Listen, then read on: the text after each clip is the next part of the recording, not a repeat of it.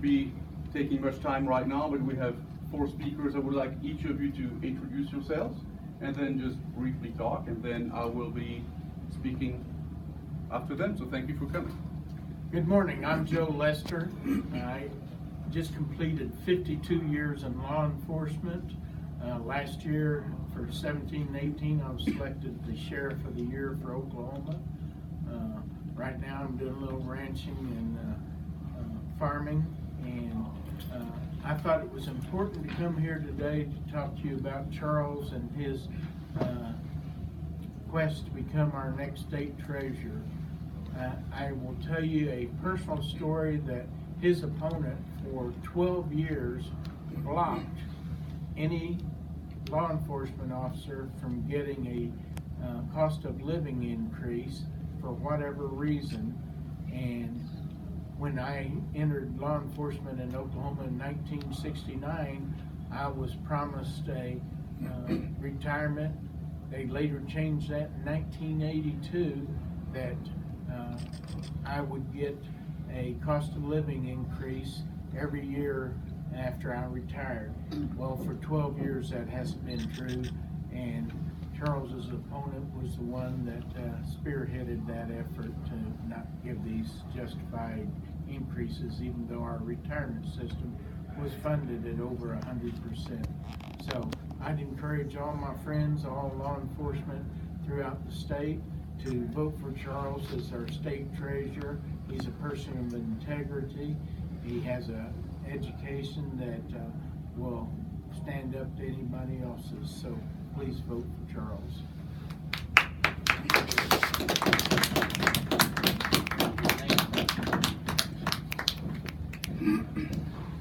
I'm John Pettyjohn. I'm a Democrat, but I'm voting for Charles because he has a specific plan to help veterans.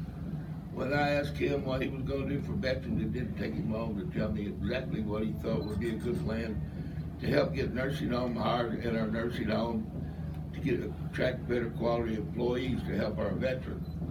I'm 100% behind Charles because the other person running for treasurer has not got one idea where us veterans live. So I don't have a dog in this hunt as a Democrat, but I'm voting for Charles.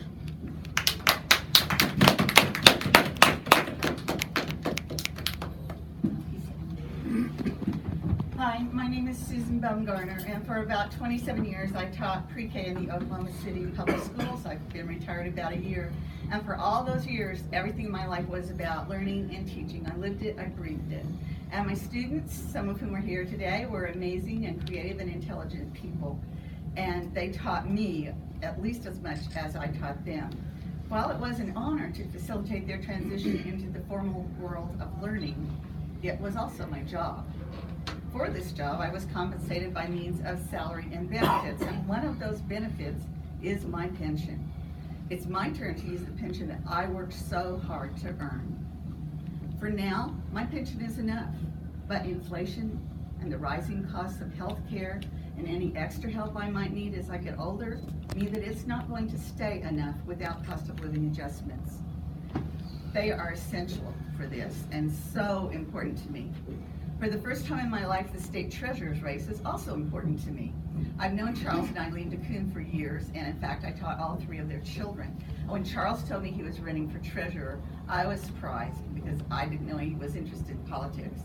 Then he explained to me why he was running, and that got me interested, especially the aspects that directly affect education funding and state pension funding.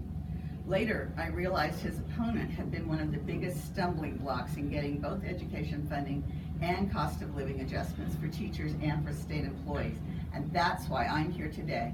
So I'm here to urge Republicans and Democrats not to do straight party ticket voting like I have often done this year. Instead, check off the independent box for Charles Coune for state treasurer. Thank you.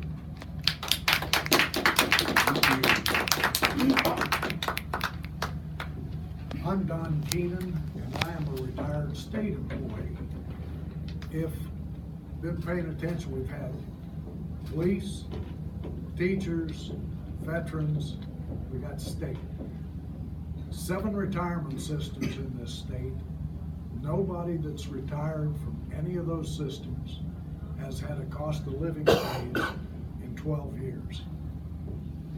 It passed out of the House to give us a cost of living raise out of the House committee last year. It passed 18 votes yes, 1 no.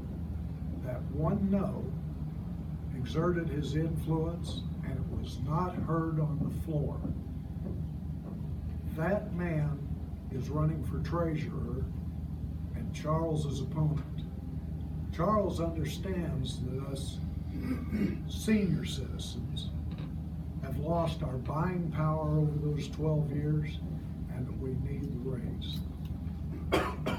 If you are Democrat or Republican, we've had both up here speaking today, please vote for Charles Coune as treasurer.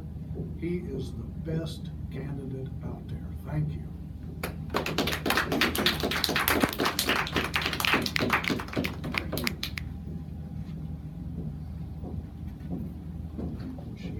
Thank you very much. Thank you, Susan, Education. Thank you, Dawn, State Services. Thank you, John, Military. And thank you, Joe, Law Enforcement. You represent 4 of the pillars of society, of the economy. If you do not thrive, the working people, the working families will not thrive. The small businesses will not thrive. Oklahoma will not thrive. I'm Charles Coune. I'm running for state treasurer. I'm an independent running for state treasurer. We need someone to have the voice of the people, not special interests. We want the person who manages your money, the person responsible for managing the state's assets, the person responsible for providing economic recommendations, to be independent-minded, to work for what is best for the people of Oklahoma, not for what is best for the special interests. Some career politicians, like my opponent, have sometimes lost touch with the people and have sometimes felt pressured to go one side or the other in spite of what is best for the economy, in spite of what is best for our working families, in spite of what is best for Oklahoma. I have 21 years in finance. I graduated top of my class from UCO. I have worked in public, private, and nonprofit finance. I do have the financial background it takes to turn this train around. Where I work, my group and I, we manage bonds that have the highest credit rating in the nation. Sadly, under my opponent's watch, the credit rating of the state of Oklahoma has gone down. We can turn that around. It will take working together as a neutral person, as an independent. I can bring people together. I can get the 2 parties to work together for our state rather than against one another. I have lost my train of thought. It would also take transparency. The treasurer, the state treasurer, is responsible for managing billions of dollars that belong to our taxpayers. Transparency should be a requirement. My opponent and I were asked to release our tax returns. I happily did so. My opponent refused.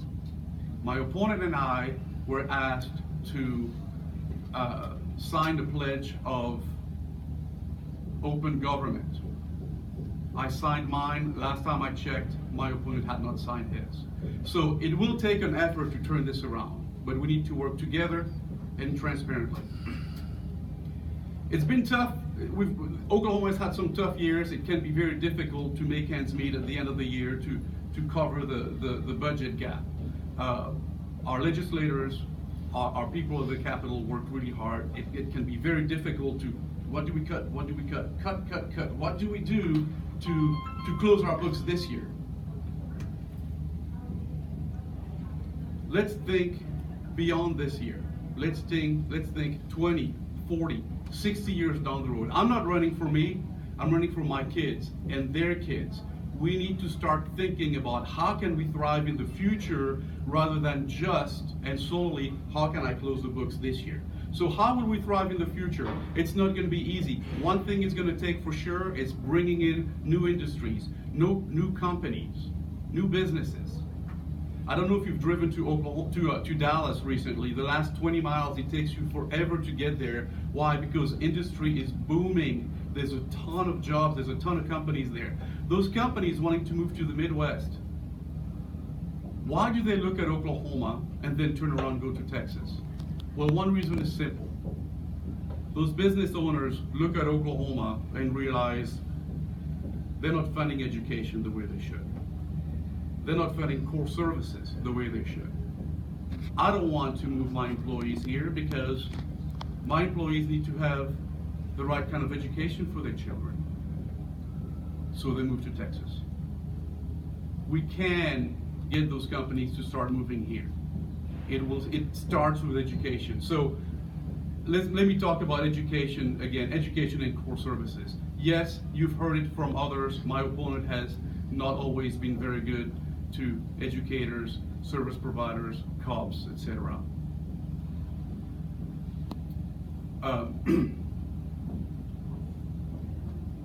Over the last 12 years, he has made it his battle to try to reduce benefits for these people. Let me just give you one example that's different from COLA. I mean, many of you talk about COLA, and yes, absolutely, I understand that he's done everything he could to prevent those COLA bills from passing. But let me just give you one example. Just talk about retirement benefits for active employees, not retirees, but people currently working. It's known by most cops, firefighters, state employees, and teachers that my opponent is the one who has been fighting benefits for years. It's a fact, they know it. But let me give you one example of one of the bills that he passed. He tried to drastically reduce retirement benefits to many people. Many people fought him, but he was able to drastically reduce retirement benefits to state employees. That was in 2014. There were a couple think tanks that said, don't do it, it's going to ruin Oklahoma.